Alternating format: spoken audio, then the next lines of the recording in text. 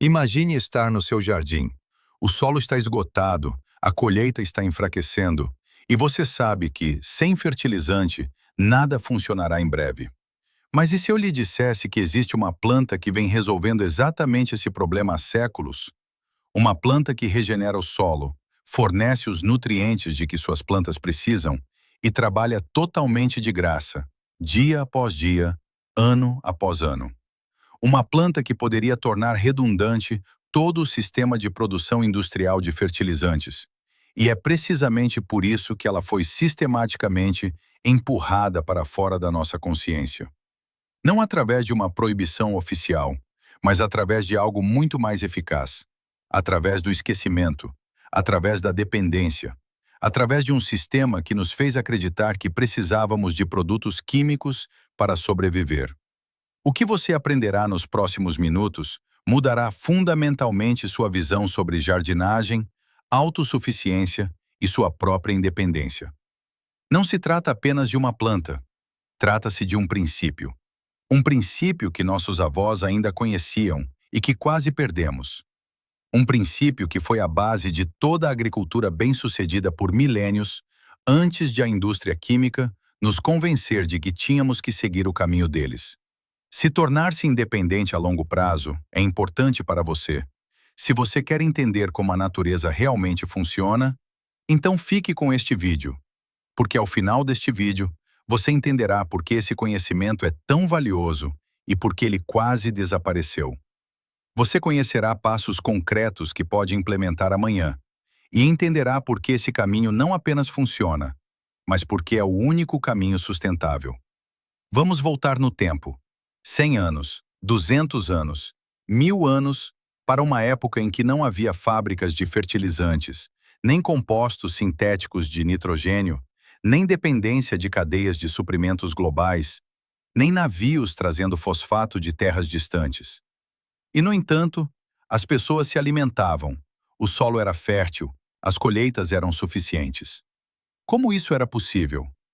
A resposta está em uma compreensão da natureza que quase perdemos completamente hoje. Na Roma Antiga, os agricultores já sabiam que certas plantas melhoravam o solo. Eles não as chamavam de leguminosas. Eles não entendiam a bioquímica por trás disso, mas eles observavam.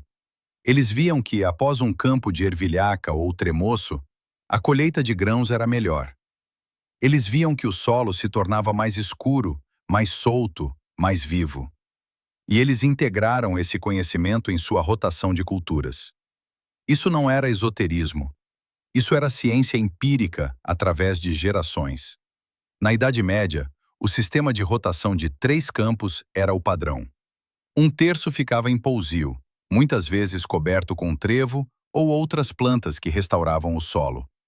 Os agricultores sabiam: se você não deixar o solo descansar, se você não der a ele o que ele precisa, ele morrerá. E com ele, o seu futuro. Esse conhecimento era essencial para a sobrevivência. Não era opcional. Então veio a industrialização no século XIX. À medida que a química progredia, cientistas como Justus von Liebig reconheceram que as plantas precisam de elementos específicos: nitrogênio, fósforo, potássio.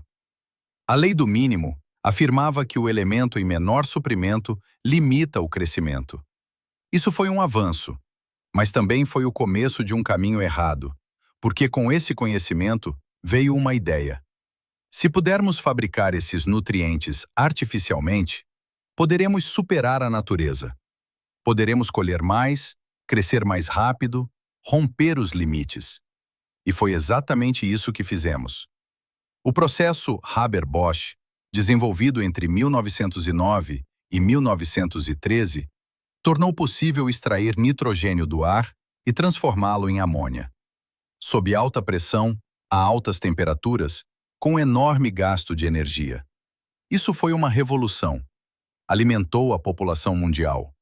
Especialistas estimam que metade da humanidade hoje só existe porque este processo pôde produzir fertilizantes em quantidades massivas. Mas ele também fez outra coisa. Ele nos tornou dependentes. Dependentes de combustíveis fósseis, de gás natural, de energia, da indústria, de um sistema que não podemos controlar. E nos fez esquecer que a própria natureza é uma produtora de fertilizantes, a mais eficiente que existe, a mais sustentável, a mais resiliente. A planta de que estamos falando hoje não é chamada de rainha do solo à toa. Ela pertence a um grupo de plantas que podem fazer algo que parece quase mágico. Ela retira nitrogênio do ar, não do solo, do ar. O nitrogênio compõe 78% da nossa atmosfera. Ele está em toda parte ao nosso redor. Em cada respiração, acima de cada metro quadrado de solo, flutuam milhares de toneladas de nitrogênio. Mas as plantas normalmente não podem usá-lo. A ligação entre dois átomos de nitrogênio no ar é uma das ligações químicas mais fortes que existem. Rompê-la requer uma energia enorme. É exatamente isso que o processo Haber-Bosch faz com calor e pressão. E é exatamente isso que essas pequenas bactérias nos nódulos radiculares das leguminosas fazem naturalmente.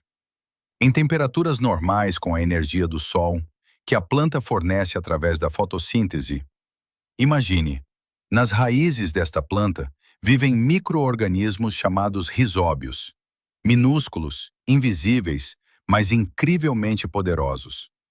Eles penetram nos pelos radiculares, não como parasitas, mas como parceiros. A planta forma pequenos nódulos ao redor deles, espessamentos nos quais as bactérias vivem e trabalham. A planta dá açúcar às bactérias, energia da fotossíntese, tudo o que elas precisam para viver. Em troca, as bactérias pegam o nitrogênio do ar presente nos poros do solo e o convertem.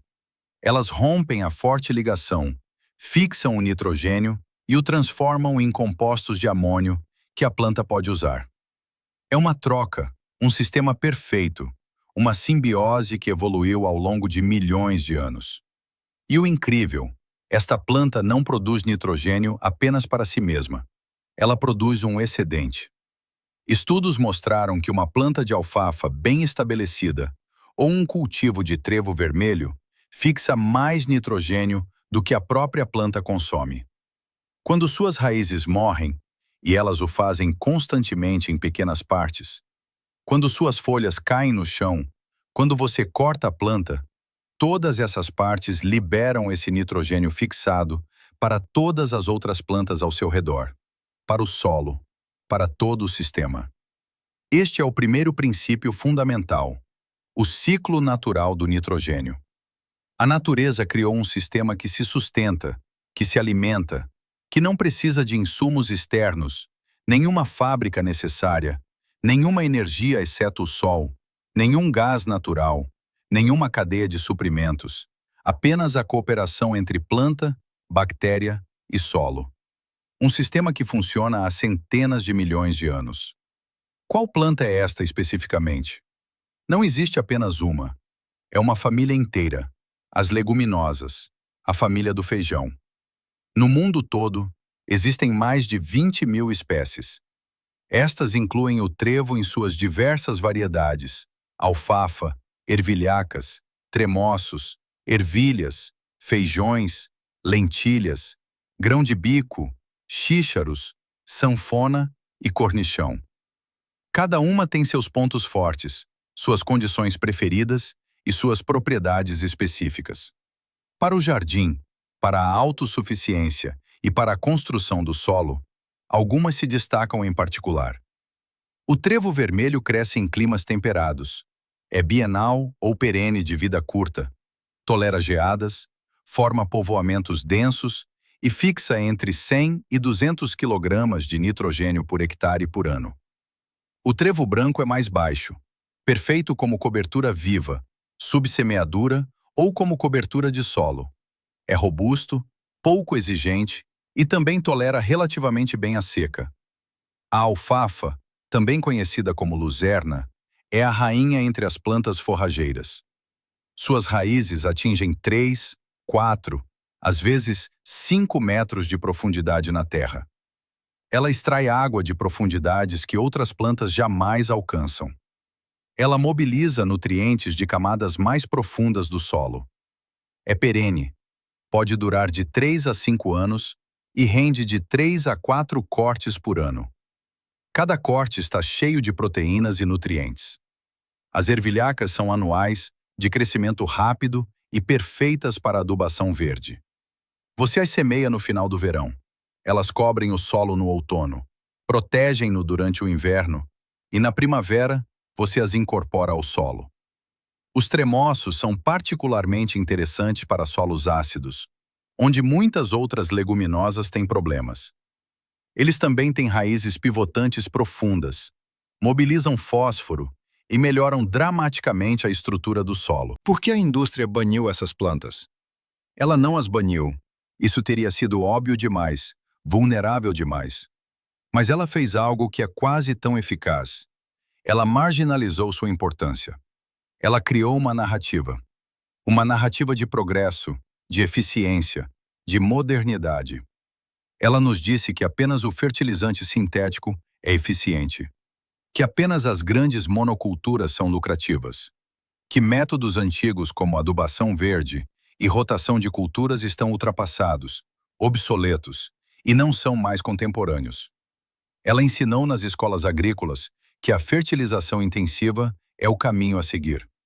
Ela enviou consultores que explicaram aos agricultores o quanto mais eles poderiam colher se apenas usassem mais fertilizantes artificiais, mais agrotóxicos e mais insumos externos. E por décadas, acreditamos nisso. Não por estupidez, mas porque funcionou a curto prazo. As colheitas aumentaram, o trabalho tornou-se mais fácil, e você não precisava planejar ou pensar tanto em rotações de culturas. Você podia cultivar a mesma coisa ano após ano, contanto que usasse fertilizante e agrotóxicos suficientes. Mas ninguém falava sobre os custos a longo prazo, sobre o esgotamento do humus, sobre a dependência, sobre a fadiga do solo, sobre o desaparecimento dos organismos do solo, ou sobre os custos crescentes porque o solo conseguia fazer cada vez menos por conta própria. O segundo princípio fundamental: a regeneração do solo através da biomassa e da construção de humus. Quando você cultiva uma dessas plantas, está fazendo mais do que apenas produzir nitrogênio. Você está construindo humus. O humus é o ouro negro do jardim, da agricultura e da natureza. É material orgânico decomposto, compostos complexos de carbono que podem armazenar água em até 20 vezes o seu próprio peso, que retém nutrientes e os liberam lentamente. Eles fornecem habitat para bilhões de micro-organismos, bactérias, fungos, protozoários, nematóides, colêmbolos, ácaros e minhocas. Sem humus, o solo é apenas minerais, areia, silt e argila em várias proporções. Sem vida, infértil, sem estrutura.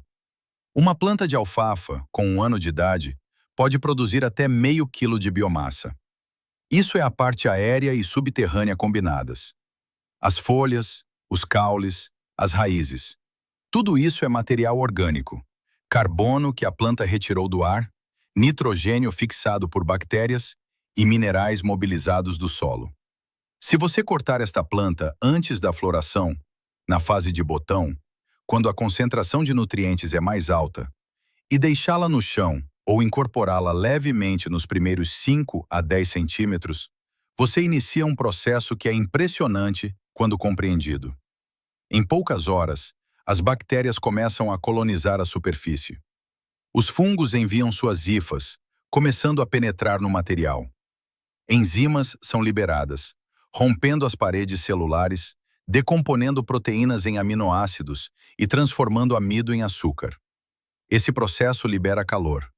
Se você colocar a mão em uma pilha de compostagem fresca, sentirá esse calor. Isso é energia. Energia da decomposição, da transformação. As minhocas são atraídas. Elas puxam o material para seus túneis, digerem-no e o excretam novamente na forma de humus de minhoca, o material mais valioso que um solo pode ter. Em poucas semanas, dependendo da temperatura e da umidade, esta planta se transforma em nutrientes que suas próximas culturas podem absorver. O nitrogênio é liberado, primeiro como amônio, depois convertido por outras bactérias em nitrato, a forma que a maioria das plantas prefere. Fósforo, potássio, cálcio, magnésio, enxofre e todos os oligoelementos são disponibilizados, mas não todos de uma vez. Essa é a diferença para o fertilizante artificial. O fertilizante artificial dá tudo imediatamente. Uma grande onda. A planta absorve o que pode. O resto é lixiviado, perdido e polui o lençol freático. A decomposição orgânica é lenta, contínua e adaptada à demanda. Imagine isso especificamente. Você tem um canteiro de 5 metros de comprimento e 1 metro de largura. Na primavera, você planta trevo vermelho entre as fileiras de vegetais, talvez entre tomates, repolhos ou pimentões. O trevo vermelho germina rapidamente, cresce rasteiro, sombreia o solo, mantém a umidade e suprime as ervas daninhas. Enquanto seus tomates crescem e formam frutos, o trevo trabalha em segundo plano.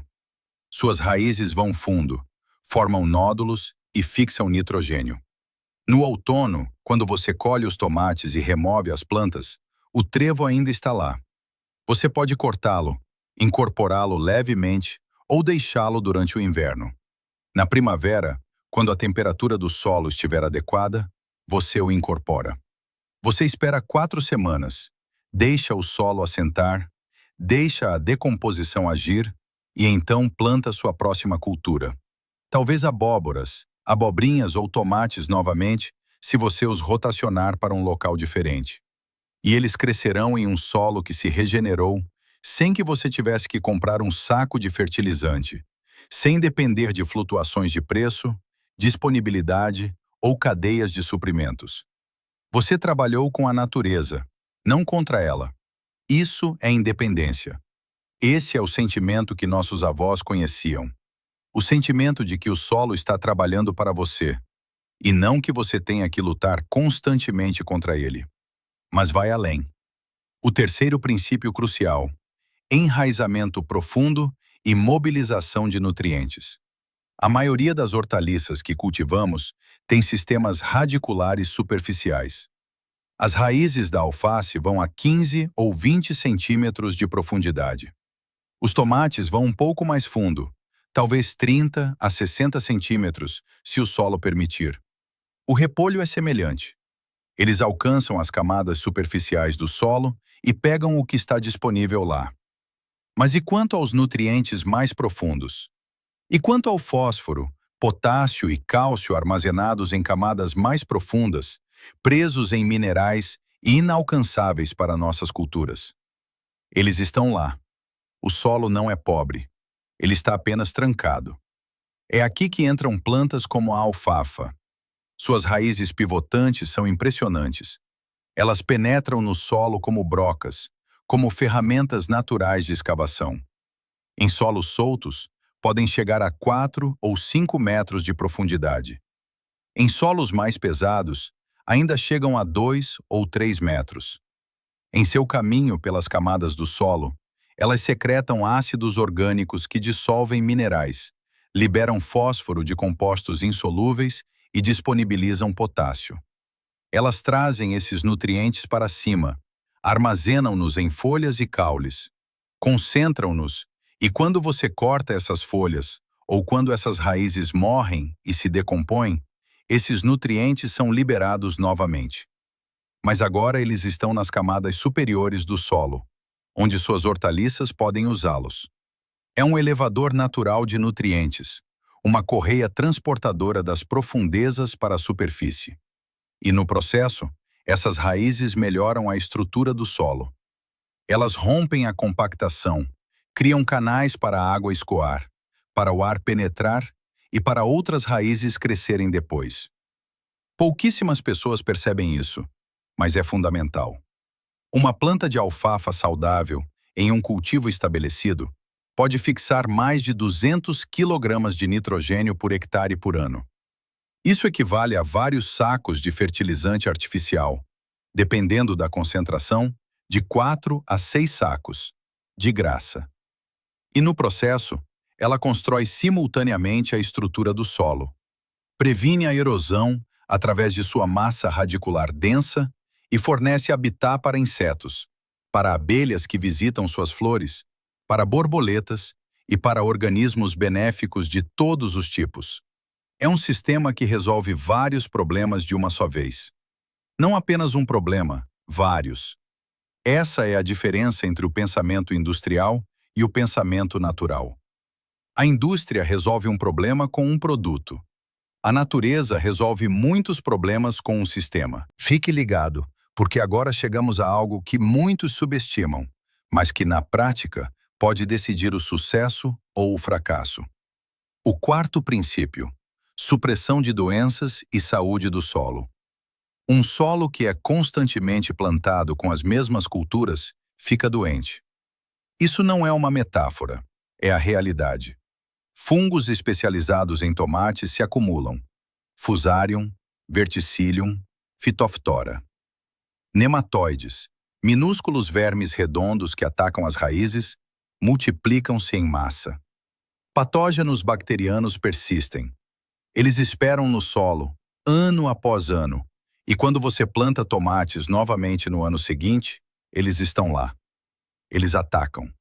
As plantas murcham apesar da água, as folhas ficam amarelas e a colheita colapsa. A solução industrial: ignorar a rotação de culturas e, em vez disso, esterilizar o solo, usar fungicidas e variedades resistentes. Isso funciona por um tempo, mas é uma corrida armamentista. Os patógenos se adaptam, os custos aumentam, a dependência cresce e o solo torna-se biologicamente mais pobre, porque os agentes não distinguem entre bons e maus.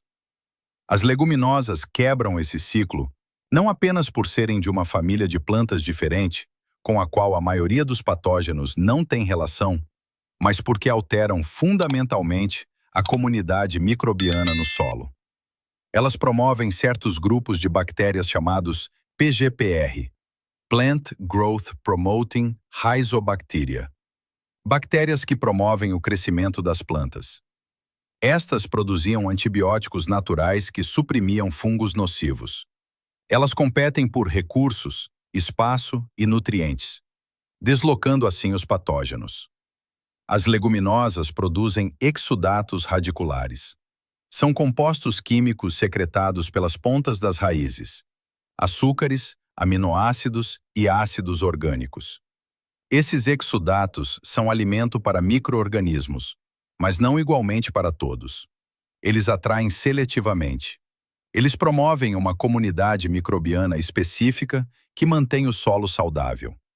Estudos mostraram que um solo que teve trevo ou alfafa por um ano é mais resiliente contra muitas doenças. A diversidade de micro-organismos é maior, a estrutura do solo é melhor e a capacidade de retenção de água é aprimorada. E aqui reside o cerne, a diferença fundamental de mentalidade. A agricultura industrial nos ensinou a resolver problemas com produtos. Identificar o problema, comprar o produto, tratar o problema. Doença, fungicida. Pragas, inseticida. Deficiência de nutrientes, fertilizante. Ervas daninhas, herbicida. Cada problema, uma solução. Cada solução, um produto. Cada produto custa dinheiro, cria dependência e requer conhecimento de aplicação, dosagem e tempo. E cada produto tem efeitos colaterais: resistência, poluição ambiental e riscos à saúde. A natureza resolve esses problemas de forma diferente, através da diversidade, ciclos, cooperação e resiliência em vez de resistência. Um sistema saudável não precisa de intervenção constante. Ele se regula sozinho, não perfeitamente. Sempre há flutuações. Às vezes mais pulgões, às vezes menos. Às vezes uma infecção fúngica, às vezes não. Mas o sistema não entra em colapso. Ele amortece e se recupera porque a diversidade está lá. Os insetos benéficos estão lá. E o solo é forte o suficiente. O quinto princípio, que é especialmente importante quando falamos de independência a longo prazo: eficiência de custos e resiliência econômica. Faça as contas de verdade. Pegue uma calculadora. Um saco de 25 kg de um bom fertilizante nitrogenado, com 40% de nitrogênio, custa hoje entre 40 e 60 euros, dependendo das condições de mercado, região e estação. Os preços flutuam. Eles dependem do preço do gás, porque o gás natural é a principal matéria-prima. Eles dependem de mercados internacionais, política e crises.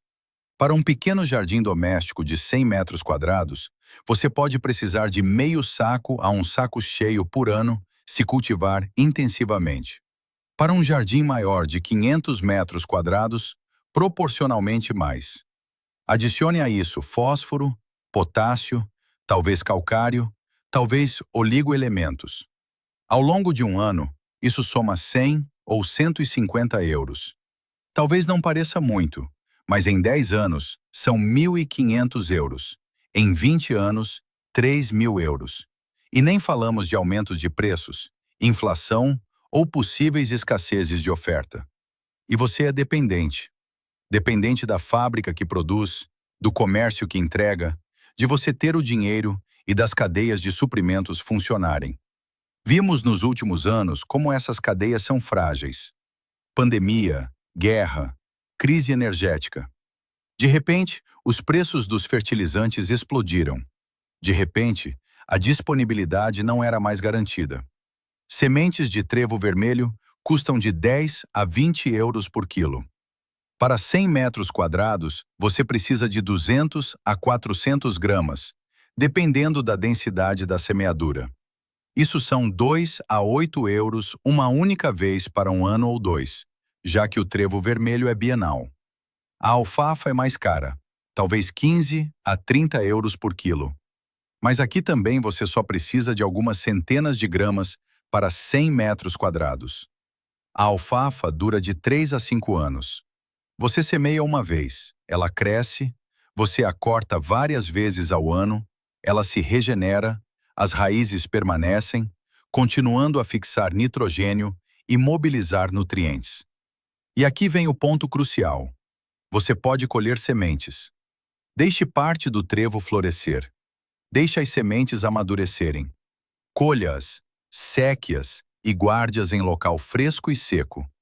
No próximo ano, você terá suas próprias sementes de graça. Você está construindo um sistema que se sustenta e se reproduz. Isso é verdadeira resiliência. Esse é o tipo de segurança que nenhuma quantia de dinheiro em conta pode dar, porque não depende de fatores externos. Está em suas mãos. E pense um passo adiante. Se você tiver animais, galinhas, coelhos, cabras, então a alfafa ou o trevo não são apenas adubo verde, são ração. Ração de alta qualidade, rica em proteínas e minerais. Você corta, seca e tem feno para o inverno. Alimenta os frescos no verão. Os animais dão ovos, carne e leite. O esterco deles volta para o solo. Outro ciclo. Tudo conectado, nada desperdiçado. Mas há um sexto aspecto que é crucial, mas que muito poucos entendem por ser invisível e acontecer debaixo da terra. Os organismos do solo e a micorriza. Debaixo da terra, na escuridão, invisível aos nossos olhos, existe uma rede de complexidade incrível. Fios fúngicos, chamados rifas, os fungos micorrízicos, conectam-se com as raízes das plantas, não como parasitas, mas como parceiros. Os fios fúngicos são minúsculos, muito mais finos que os pelos radiculares, e podem, portanto, penetrar em poros do solo que as raízes jamais alcançariam. Eles se entrelaçam pelo solo como uma teia de aranha tridimensional, aumentando a área de superfície efetiva da raiz em 100 ou 1000 vezes. Esses fungos fornecem à planta a água que retiram de poros minúsculos, o fósforo que mobilizam de compostos insolúveis, os oligoelementos, o nitrogênio e tudo o que a planta precisa. Em troca, recebem açúcar da planta, glicose, frutose, diretamente da fotossíntese. Mais uma vez uma troca, mais uma vez uma simbiose. E esta simbiose é fundamental. Especialistas estimam que mais de 90% de todas as plantas terrestres vivam com micorriza. Sem elas, muitos ecossistemas não poderiam funcionar. As leguminosas promovem esses fungos de forma particularmente forte. Elas secretam exudatos que estimulam os esporos de micorriza a germinar. Elas investem mais açúcar nesta parceria do que muitas outras plantas. Elas criam um ambiente no qual a micorriza pode prosperar, espalhar-se e formar uma rede densa. E quando você planta mais tarde outras culturas, seus tomates, abóboras ou alfaces, elas se beneficiam desta rede. Elas não precisam construí-la primeiro. Ela já está lá. Elas se conectam, tornando-se parte desta internet subterrânea. Pesquisas modernas, que só ganharam força real nas últimas décadas, mostraram. Esta rede transporta não apenas nutrientes, ela transporta informações. Quando uma planta é atacada por pragas, ela envia sinais químicos através da rede micorrízica. As plantas vizinhas recebem esses sinais e ativam seus mecanismos de defesa preventivamente. É um sistema de alerta, uma rede de comunicação. Os cientistas chamam isso de Wood Wide Web, em referência à internet. Plantas conectadas à micorriza crescem mais fortes, têm folhas mais escuras e são mais resilientes contra a seca, porque os fungos puxam água de distâncias maiores. São mais resistentes a doenças, porque os fungos também produzem substâncias antibacterianas e antifúngicas. Elas precisam de menos fertilizante, porque a absorção de nutrientes é mais eficiente. O fertilizante artificial, por outro lado, enfraquece esta rede. E esse é o ponto que muitos não entendem, mas que é devastador a longo prazo. Nitrogênio em excesso e de fácil disponibilidade, ou fósforo demais em forma solúvel, tornam a planta preguiçosa. Ela recebe tudo o que precisa servido diretamente em suas raízes. Por que ela deveria então investir açúcar nos fungos? Por que gastar energia em uma parceria de que ela aparentemente não precisa? Então ela reduz o investimento. Os fungos morrem de fome. A rede se degrada. Ao longo de anos e décadas, o solo torna-se biologicamente mais pobre. A micorriza desaparece e, de repente, a mesma planta precisa de mais e mais fertilizante para alcançar o mesmo resultado, porque falta o parceiro que a ajuda a acessar os nutrientes. Um ciclo vicioso, uma dependência que se reforça. Agora tudo se une. Quando você integra leguminosas ao seu sistema de jardim, você não está apenas criando uma fonte de nitrogênio. Você está criando um ciclo. Um ciclo natural e autossustentável, que o torna mais independente a cada ano, que fortalece seu solo, torna-o mais vivo, mais fértil e reduz seus custos. Não apenas hoje, mas nos anos que virão, permitindo que suas plantas cresçam mais saudáveis, porque todo o sistema está mais saudável. Como você implementa isso na prática? De forma bem específica, passo a passo. Vamos repassar o que você pode fazer. Amanhã, na próxima semana, este ano. Primeira possibilidade: subsemeadura. Você tem um canteiro de hortaliças. Na primavera, você planta tomates com 50 centímetros de espaçamento. Entre as fileiras, você tem espaço. Ali, você semeia trevo branco, finamente, cerca de 10 gramas por metro quadrado. O trevo germina em uma semana se houver umidade suficiente. Ele cresce baixo, formando um tapete denso de cerca de 10 a 15 centímetros de altura. Ele sombreia o solo, mantém a umidade e suprime as ervas daninhas. Ao mesmo tempo, fixa nitrogênio, beneficiando os tomates. Você tem que regar menos, porque a evaporação é reduzida. Você não precisa capinar, porque o trevo mantém o espaço ocupado. No outono, quando colher os tomates e remover as plantas, você deixa o trevo em pé. Ele continua a crescer enquanto não congelar. Na próxima primavera, cerca de 4 semanas antes de querer plantar novamente, você o corta, com uma foice, um cortador de grama ou uma tesoura de poda. Você deixa o material cortado murchar por um dia ou dois. Depois você o incorpora, não profundamente, Apenas nos primeiros 5 a 10 centímetros com um cultivador ou um forcado. Você deixa descansar por 4 semanas. Durante esse tempo, os micro-organismos decompõem o material. O nitrogênio é liberado, e então você planta. Talvez abóboras, talvez repolho, plantas que precisam de muito nitrogênio, e elas crescerão magnificamente. Segunda possibilidade: adubação verde na rotação de culturas. Um canteiro fica vago no verão. Você colheu batatas precoces. É meados de julho. Você ainda tem 3 meses de tempo de cultivo antes da geada. Perfeito para adubação verde. Você solta o solo na superfície. Semeia trevo de Alexandria ou trevo encarnado.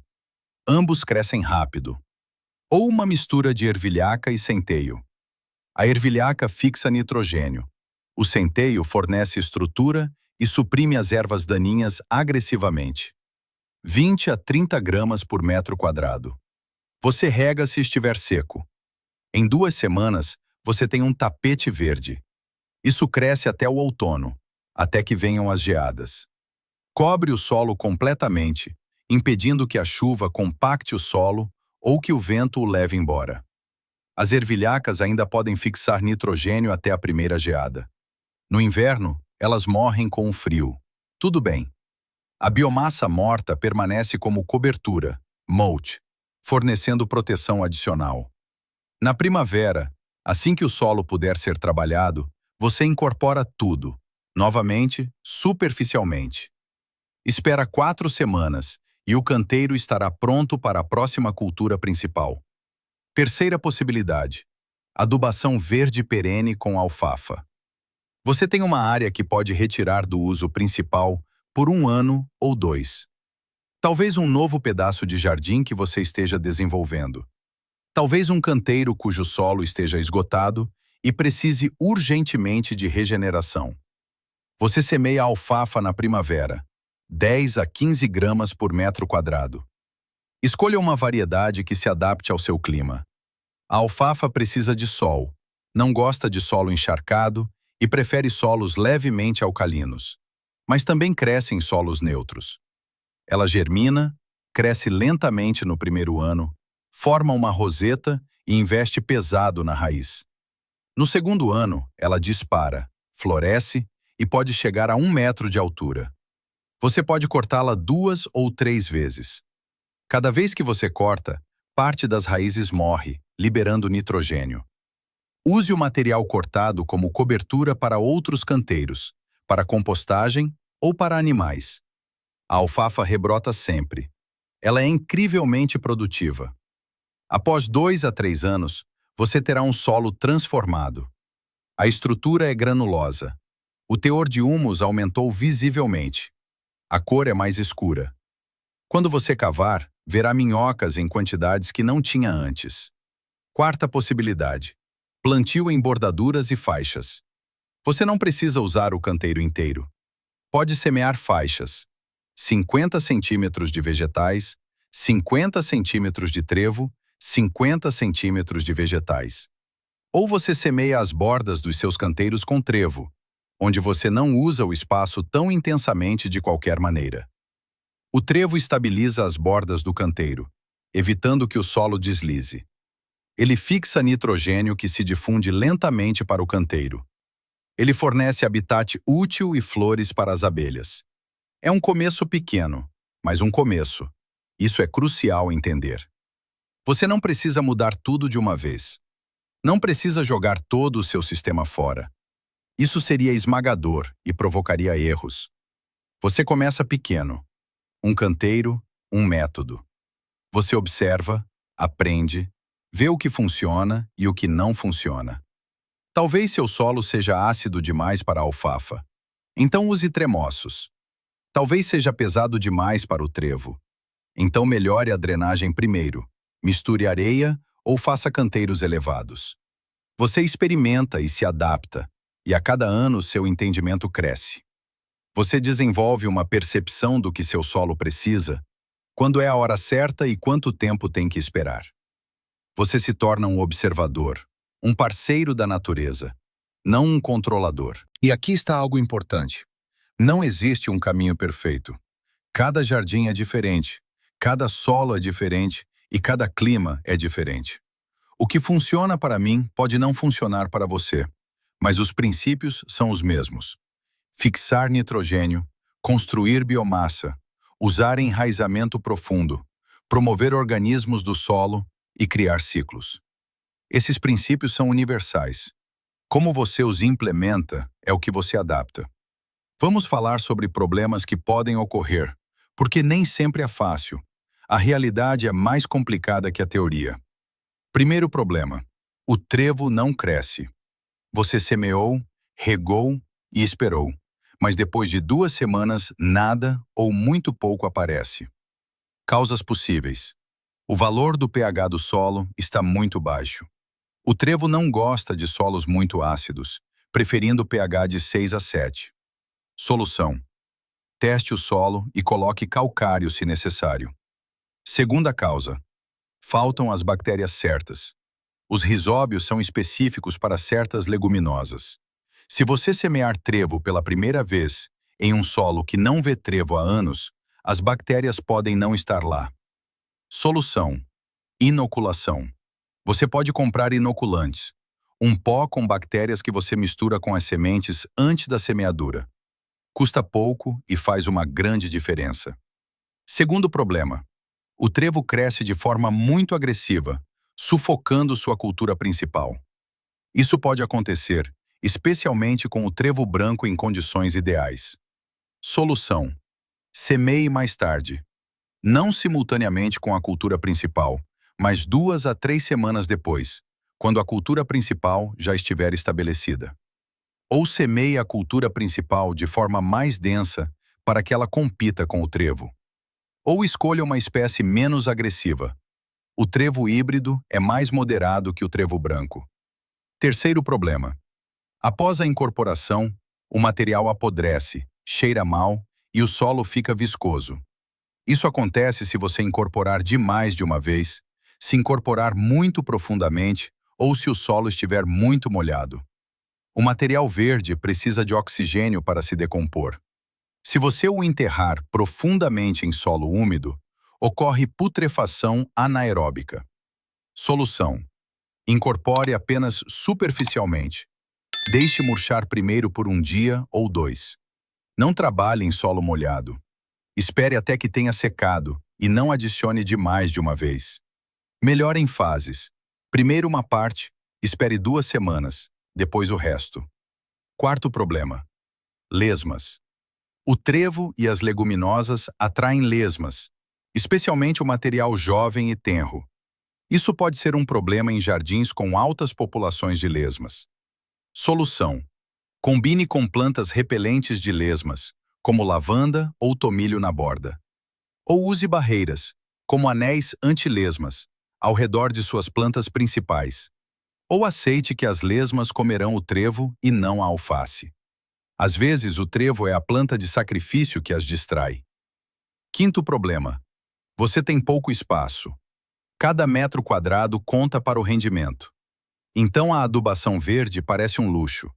Mas pense diferente. A adubação verde é um investimento. Você sacrifica 1 ano de colheita por 5 anos de colheita melhor depois. Ou você usa janelas de tempo. O solo nunca fica vazio. Entre 2 culturas, semeie adubo verde. Mesmo que cresça apenas por 6 semanas, é melhor do que o solo nu. Ou use subsemeadura. Como descrito, o espaço é usado 2 vezes. Existe uma razão pela qual nossos avós, porque os agricultores por séculos conheceram e viveram esses princípios. Porque cada fazenda tradicional tinha um prado de trevo. Porque a rotação de culturas era evidente, não opcional. Eles não tinham escolha. Tinham que trabalhar com o que a natureza lhes dava. Eles não tinham acesso a fertilizantes sintéticos. Tinham que entender o solo, trabalhar com ele e pensar a longo prazo, porque sua existência dependia disso. E eles funcionavam. Alimentaram famílias e comunidades através de gerações. Nem sempre em abundância. Às vezes os anos eram difíceis, mas sobreviveram. Eles desenvolveram uma compreensão profunda, Um conhecimento que não estava em livros nem era ensinado em escolas, mas que era passado de geração em geração, através da observação, tentativa e erro, histórias e trabalho compartilhado. Esse conhecimento quase desapareceu. Com a industrialização, a urbanização e a especialização, nós o perdemos. A maioria das pessoas hoje não sabe de onde vem sua comida, como ela cresce ou do que precisa. Elas vão ao supermercado, compram o que está lá e não pensam sobre isso. E tudo bem, enquanto o sistema funcionar. Mas e se não funcionar? E se as cadeias de suprimentos forem interrompidas? E se os preços se tornarem inacessíveis? E se crises políticas, mudanças climáticas ou escassez de energia fizerem o sistema frágil vacilar? A indústria não mentiu para nós. Ela ofereceu algo que parecia mais fácil, mais conveniente e mais moderno. E por um tempo, por várias décadas, funcionou. As colheitas aumentaram e os preços dos alimentos diminuíram relativamente. Mais pessoas puderam ser alimentadas. Esses são sucessos reais. Mas agora vemos os custos. Solos esgotados que não produzem nada sem aplicações constantes de fertilizantes. Dependência de um sistema global vulnerável a choques. Preços crescentes de insumos. Resistência a agrotóxicos. Perda de biodiversidade e uma incerteza crescente. A sensação de que este sistema não pode durar para sempre. A boa notícia: este conhecimento não está definitivamente perdido. Ele ainda está lá, em livros antigos e bibliotecas que quase ninguém visita, na experiência de jardineiros individuais e pessoas mais velhas que ainda aprenderam a trabalhar sem produtos químicos, na pesquisa que está voltando aos sistemas naturais, reconhecendo que não podemos substituir a natureza, mas devemos trabalhar com ela, e no movimento crescente de pessoas que conscientemente queremos seguir um caminho diferente. E agora, neste momento, depende de você. Você viu este vídeo. Você recebeu este conhecimento. Você agora entende os princípios. Você tem uma escolha. Pode continuar como antes. Comprar fertilizante ano após ano, dependente de preços, disponibilidade e de um sistema além do seu controle. Esse é o caminho mais fácil a curto prazo. Ou pode seguir outro caminho. O caminho que significa mais trabalho no início, mais aprendizado e mais atenção, mas que o torna mais independente a longo prazo, resiliente e autodeterminado. Imagine como será a sensação de estar no seu jardim daqui a 5 anos. Você caminha entre as fileiras. O solo está escuro, quase preto e granuloso. Quando você pega um punhado, sente a estrutura. Sente aquele cheiro terroso e vivo que apenas um solo saudável tem. Você vê minhocas, muitas em todo lugar. Suas plantas estão fortes e as folhas são verde escuras e saudáveis, sem manchas amarelas, sem sintomas de deficiência. Elas crescem vigorosamente, sem que você precise intervir constantemente, sem que precise fertilizar e sem que precise se preocupar. Nos últimos 5 anos, você não gastou dinheiro com fertilizante, nem um centavo. Em vez disso, semeou trevo, ervilhacas e alfafa. Deixou-os crescer, cortou-os e incorporou-os. Trabalhou com a natureza, usou seus princípios e o solo respondeu. Tornou-se mais vivo a cada ano, mais fértil e mais saudável. Você não depende de cadeias de suprimentos, flutuações de preços ou de um sistema que não pode controlar. Você criou um sistema que se sustenta, se mantém e trabalha para você. Isso é liberdade. Isso é verdadeira independência. Não teórica, mas prática, palpável e real. Mas isso não acontece por si só. Não acontece por desejo ou esperança. Acontece porque você toma uma decisão, hoje, agora, neste momento. A decisão de não apenas consumir, mas de entender. Não apenas comprar, mas criar. Não apenas esperar, mas agir. Não apenas coletar conhecimento, mas aplicar conhecimento. A planta sobre a qual este vídeo trata, trevo, alfafa, ervilhaca, tremoço, não é uma solução mágica. Não é uma cura milagrosa que resolve todos os problemas num estalar de dedos. Mas é uma ferramenta poderosa e comprovada que está à sua disposição. Uma ferramenta que tem milhões de anos de evolução por trás dela. Uma ferramenta que funciona comprovadamente em todo o mundo, em todas as zonas climáticas, desde que os humanos praticam a agricultura. E se você a usar corretamente, se entender como ela funciona, se compreender os princípios por trás dela, se os aplicar, adaptá-los e refiná-los, então ela pode mudar sua jardinagem, sua autossuficiência e toda a sua abordagem em relação à terra, ao solo e aos alimentos. Não da noite para o dia, mas ao longo de meses e anos, passo a passo, canteiro por canteiro, estação por estação. A questão não é se a indústria baniu esta planta. A questão é por que esquecemos o que é possível. Por que paramos de ouvir a natureza? Por que paramos de respeitar o solo como um sistema vivo e não como um substrato morto no qual bombeamos produtos químicos? E por que agora, em uma época em que a independência é mais importante do que nunca, em uma época de incerteza crescente, devemos encontrar o caminho de volta ao que funciona, ao que é sustentável e ao que não nos torna dependentes, mas livres? A resposta está em suas mãos, literalmente no seu solo, nas sementes que você semeia, nas decisões que você toma, no tempo que você investe e na atenção que você dá ao solo. Você não precisa saber tudo. Ninguém sabe tudo, nem eu, nem os especialistas. O solo é infinitamente complexo e infinitamente variável. Cada jardim é um universo em si mesmo. Você não precisa ser perfeito. A perfeição não existe na natureza. A natureza é diversidade, adaptação, tentativa e erro e evolução. Você só precisa começar. Um canteiro, uma planta, um princípio.